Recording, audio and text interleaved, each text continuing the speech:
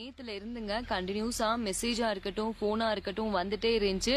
ஆனா என்னால வந்து ரிப்ளை பண்ண முடியல. ஏன் அப்படின்னா நேத்து 7:30 மணிக்குள்ள விளக்கையெல்லாம் அணைச்சிட்டு கதவெல்லாம் லாக் பண்ணிட்டு வீட்டுக்குள்ள வந்து போயாச்சு.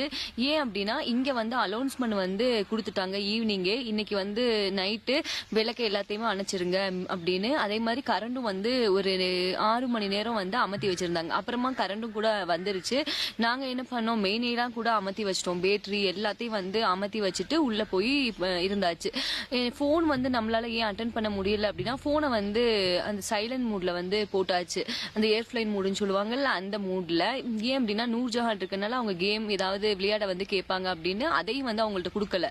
அவங்களையும் வந்து தூங்க போட்டு உள்ளேயே வந்து இருந்தாச்சு. அதே மாதிரி இன்னைக்கு என்ன அப்படின்னா இங்க இருக்கக்கூடிய கவர்மெண்ட் ஸ்கூல் எல்லாமே வந்து ஹாலிடே. மாஸ்டருக்கும் வந்து ஒரு நாள் இல்லைங்க 2 நாள் வந்து ஹாலிடே விட்டுருக்காங்க.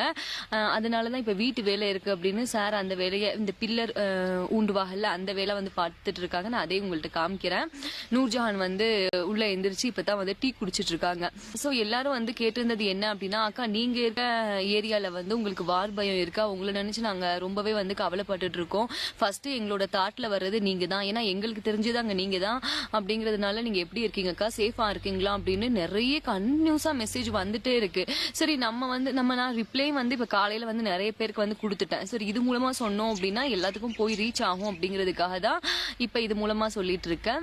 இப்ப நம்ம இருக்கக்கூடிய புல்வாமா வில்லேஜ்லங்க இந்த இடத்துல வந்து நம்ம சேஃபா தான் இருக்கோம். அதனால எந்த ஒரு பிரச்சனையும் இல்லாம நாங்க வந்து சேஃபா தாங்க இருக்கோம். மாஸ்டருக்கும் வந்து இன்னைக்கு ஸ்கூல் லீவ்னால சாரும் வந்து காலையிலேயே வந்து ஒர்க் ஸ்டார்ட் பண்ணிட்டாங்க. நிறைய பேர் பதட்டத்தோட கேட்டுட்டே இருந்தாங்க, அக்கா நீங்க சேஃபா இருக்கீங்களா, சின்ன குழந்தை வச்சிருக்கீங்க, ஏதாவது ஒண்ணு அப்படின்னா நம்ம வீட்டுக்கு வாங்க அப்படின்னு. ஒருத்தவங்க அவங்க அட்ரஸ் எல்லாம் வந்து எழுதி அமைச்சு விட்டுருக்காங்க, நீங்க இந்த அட்ரஸ்க்கு போங்கம்மா அப்படின்னு.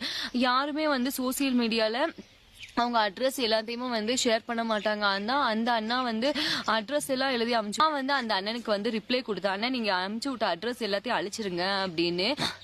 சோ இந்த மாதிரி வந்து நான் நல்லா இருக்கேனா, நான் சேஃபா இருக்கேனா, மாஸ்டர் சேஃபா இருக்காங்களா, நூர்ஜஹான் எப்படி இருக்காங்க அப்படின்னு கேட்டுட்டே இருந்தாங்க. இப்போ வரைக்கும் நம்ம சேஃபா தாங்க இருக்கோம், நமக்கு எந்த பிரச்சனையும் இல்லை. வீட்டு ஜாமான் எல்லாமே வந்து நான் ஏற்கனவே சொன்ன மாதிரி வீட்டுல வந்து ஸ்டோர் பண்ணியே வச்சாச்சு. எங்க வீட்டுல இருந்துமே கால் பண்ணியிருந்தாங்க, எங்க அம்மாவா இருக்கட்டும் டாக்டர் அம்மாவா இருக்கட்டும் எல்லாருமே.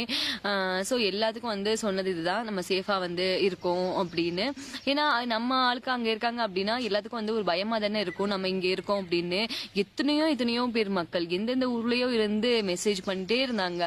எனக்கு அதெல்லாம் பார்க்கும்போது ஒரு பக்கம் ரொம்ப பெருமையாவும் தான் இருக்கு. இன்னும் நமக்காக வந்து இத்தனை பேர் இருக்காங்களே அப்படின்னு நினைக்கல.